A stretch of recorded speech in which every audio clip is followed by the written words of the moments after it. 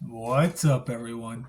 Welcome back to the channel and welcome to my review of WWE Clash in Paris 2025. It is 5:40 in the morning. I'm not typically awake at this time, but for some reason I woke up to use the bathroom about an hour ago. I could not, for the life of me, fall back asleep. So I got up and I stayed awake, and I knew I had to film this. I'm the only one awake right now, so I figured why not? Nice, peaceful time, perfect time.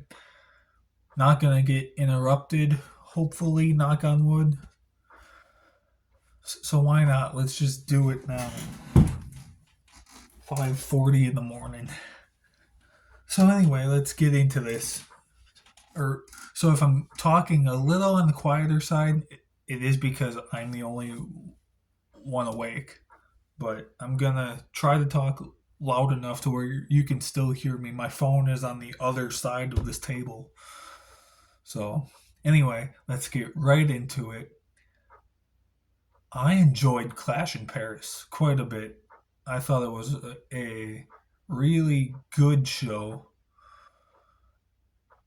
There was one match that I thought was kind of okay. Well, two matches that I thought were kind of okay, but the other four were awesome. I r- really enjoyed them. So let's get right into this. It's early. We opened the show with Roman Reigns versus Bronson Reed. Now, I remember thinking this. I had my cousin over watching this with me, and I remember saying something to him. I said, Roman Reigns is at that point in his career where, for the at least for the foreseeable future, every match he's gonna have will either open the show or main event. He's not gonna do any mid card stuff. If he does, it would be the semi main. It's not gonna be anywhere else on the card anymore. At least for the foreseeable future, because that's how it's been for the past who knows how long now. But yeah, this match was fun. Some good stuff happened back and forth. The crowd, the crowd was freaking great. I I only have one minor nitpick about these international crowds, which the the um the international crowds, like in general, other than Saudi Arabia, in general, they're all awesome. Um, the thing with France, this crowd we had here in Paris, like that chant that they've been doing for a while now, where they say the wrestler's name, Roman Reigns, Roman Reigns. That one, I love that chant. I think it's a good chant, but they repeat it too much. They do it once, repeat it four, five, six times. That's fine. But then they wait a while, chant other things, and come back and do that chant again. And then they wait a while, chant other things, come back and do it again. And it's just like, I think during this match, they chanted that at least five or six times. And I'm like, please stop. Like, yeah, it's a good chant, but there's other things you can chant too. You don't need to just repeat that one over and over and over again. So that's only my minor nitpick. Anyway, back to the match itself. I thought it was good. Good stuff happened. Roman Reigns ended up winning the match, as we thought. Um, After he won the match, he told Paul Heyman to give him his shoes back. So Roman, so Paul Heyman gives him his shoes. He leaves the ring. Wait, oh yeah, Roman Superman punched Paul Heyman, right? I think so. I think so. Anyway, Roman then takes his shoes and goes stands on the commentary table. He gets a Sharpie from somewhere, signs a couple of the shoes and throws them out into the crowd. As he's doing that, Braun Breaker out of nowhere just comes and spears Roman Reigns through the commentary table. Him and Bronson Reed are just beating up on Roman constantly. Jey Uso comes out to make the save, and they're beating up on Jey Uso. Bronson Reed hit a tsunami on Roman at one point. Then the doctors come in. They put Roman Reigns on a stretcher, and while he's on the stretcher, Bronson Reed hits him with two more tsunamis. Like, wow. Nope. Hey, something fell off the wall here. It's a sticker that we had on the wall. But anyway, yeah. Great match, great finish. I'm going to go 4 stars. It, it was awesome. I enjoyed it quite a bit. Actually, no, I take that back. I'm going to give it 3.5 stars because there's another, two other matches on the show that I like better that I think are 4 stars. Anyway, moving on. Wyatt 6, Street Profits, tag team title match. This match was fine. It was, I want to say, it might have been the shortest match on the show. They teased the Street Profits breaking up. Angelo Dawkins was in the ring. Montez Ford take himself in. Angelo Dawkins got very mad at that. So they teased breaking up. Eric Rowan got involved. Uncle Howdy hit the Sister Abigail on someone when the referee wasn't looking. It was short. It was fine. Nothing crazy exciting about it. I'm going to go 2.5 stars. Wyatt 6 win and retain. Like, that match, if you saw our predictions video, like, that match wasn't announced until 2 days before Clash in Paris on SmackDown. So, yeah. It was a spur of the moment thing, or like a last minute thing. And yeah, it was just fine. I don't know what else to say about it. Yeah, so Wyatt 6 win. I go 2.5 stars. Up next, the women's Intercontinental title match on the line where Becky Lynch is defending against Nikki Bella. This match is also just fine. Another match where nothing crazy exciting happened, but it wasn't like real boring either. It was just fine. Not much happened. Nikki Bella did put Becky in the STF. She did put her in the Disarmor. But Becky ended up picking up the victory, retaining the title. It was a little on the shorter side, or so it felt. Maybe it wasn't. I don't know the exact time, but it was a little on the shorter side. I feel like it was. Apologies for that. These pauses. It's still very early, but I gotta get this done. I go back to work today, so I don't have much time once everyone else wakes up. So I gotta do it now before they wake up. Anyway, yeah. So the match did what it needed to do. Becky picked up the victory. I'm gonna give this one 2.5 stars as well. Like, it's fine. It's fine. Nothing crazy about it. Up next, then, was by far the best match on the card. No question. By far the best match on the card. The good old fashioned Donnybrook match between Rusev and Sheamus. This was Sheamus's first one on one match on a pay per view. The last one he had was over 3 years ago against Gunther. This was Rusev's first WWE pay per view since he's been back. He returned the night after WrestleMania this year, and he hasn't been on a pay per view PLE at all since he's been back. So this is his first one since returning, and it was so much fun to watch.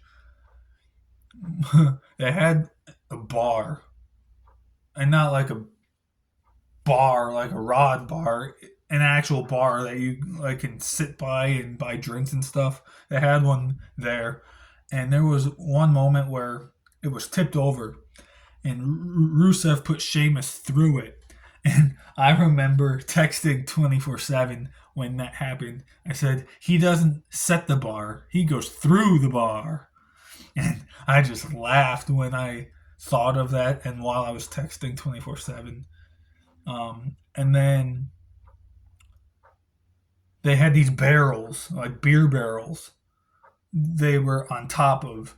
And Rusev had Sheamus in the accolade on top of the barrels. Sheamus gets out of it and hits the white noise off the barrels through two tables. That was so cool. They had kendo sticks, they had shillelaghs, but the finish, Rusev had a shillelagh. He put Sheamus in the accolade with a shillelagh like over his face, and for only the second time in his entire career, Sheamus taps out.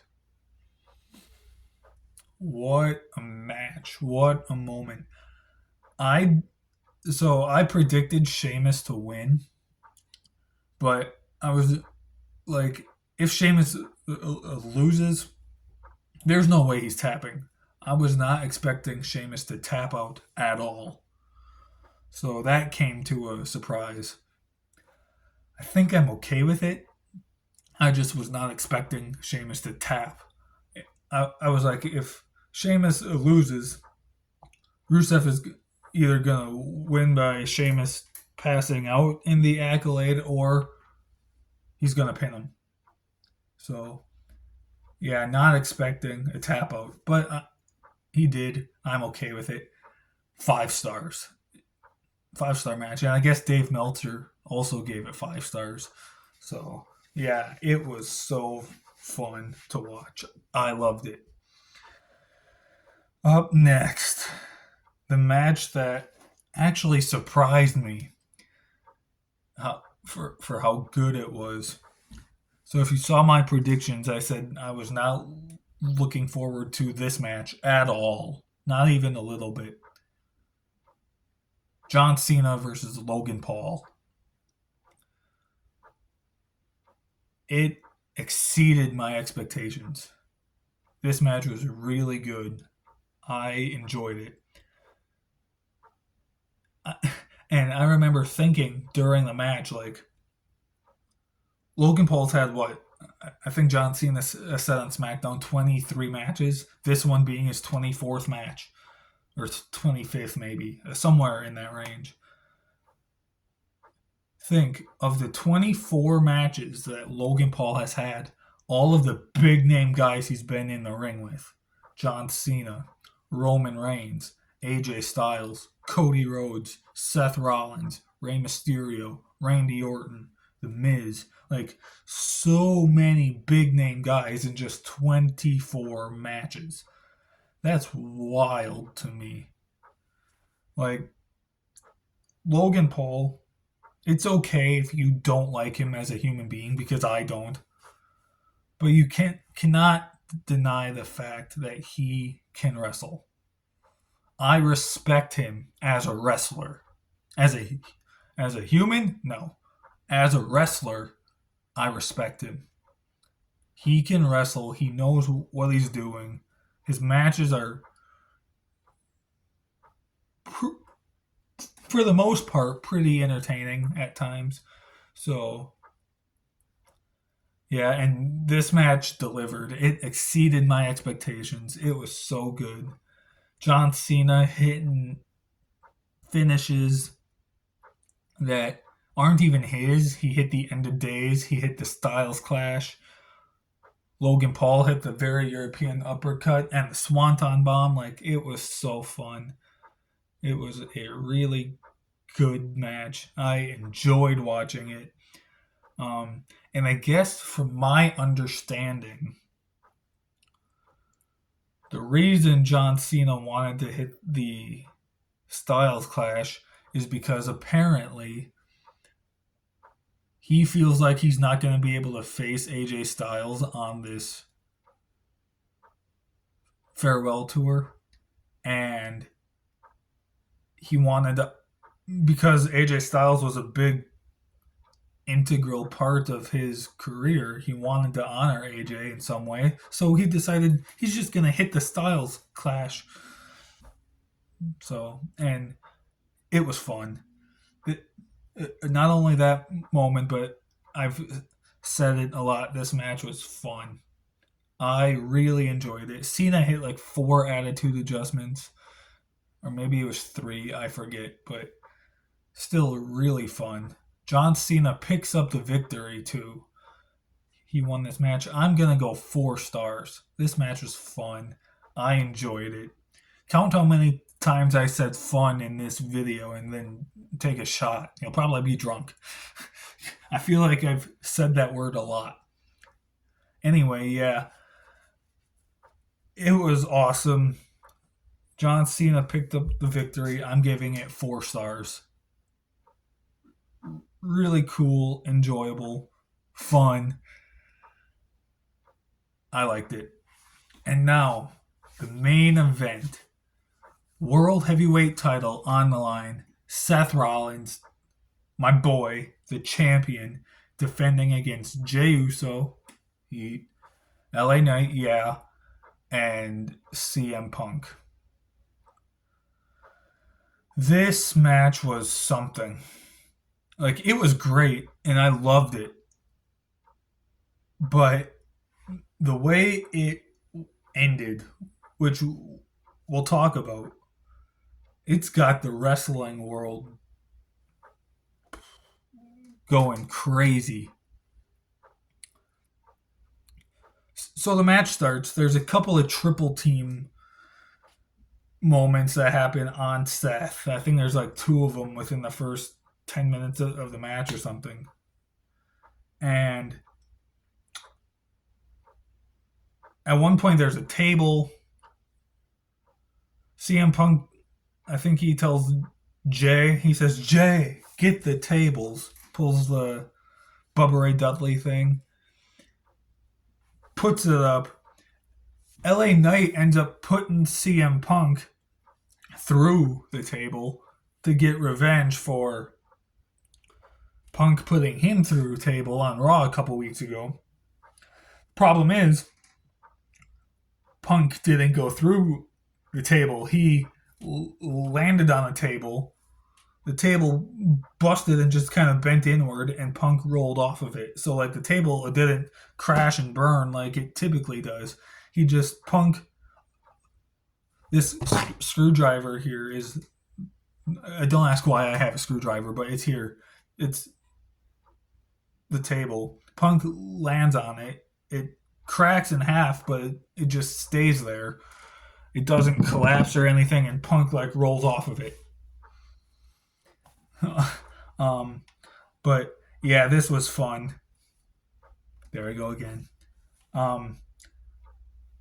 Yeah, a lot of the cool stuff happened in this match, but let's talk about the finish.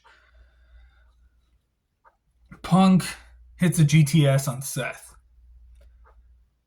Seth goes falling into the ropes. comes back. Punk squats down. Seth lands on Punk's shoulders.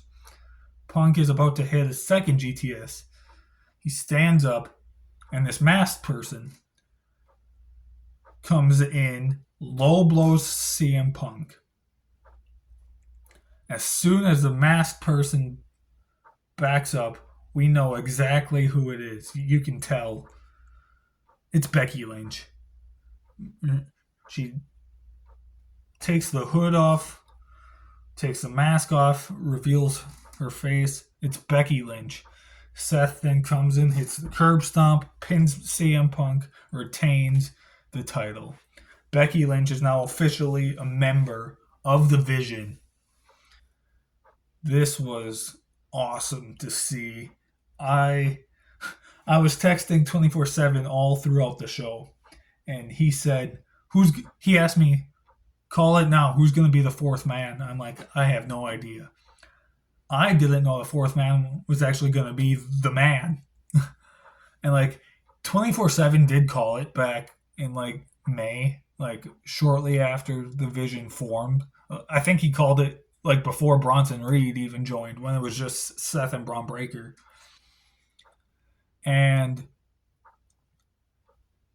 he did call it, but I didn't think it happened this soon. I thought it would be a bit later yet, like after War Games. So it happened. I'm glad it did, but that got the wrestling world going insane and especially after Raw last night, because there's so many talks now of AJ Lee making her return and doing a mixed tag match. And like, I feel like she has to have agreed to do something, because why else would they do this finish? Why else would they do this segment on Raw and tease a mixed tag match? Why else would Punk have a promo segment with Becky Lynch and the fans chant AJ Lee over and over again and they don't bleep it out? Like, AJ has to have agreed to do something. SmackDown this week is in Chicago, where CM Punk is from, where CM Punk currently lives, with AJ. It's gonna be a wild ride these next couple weeks. Hoping AJ Lee comes back, and then at WrestlePalooza in a couple weeks on ESPN, which again, I will do that Wrestle Ramble at some point before then. But at that show, we could have a mixed tag match between Seth and Becky versus CM Punk and AJ. I'm pumped. I'm excited. But this Fatal 4-Way match, I'm going 4 stars. It was awesome. Fun.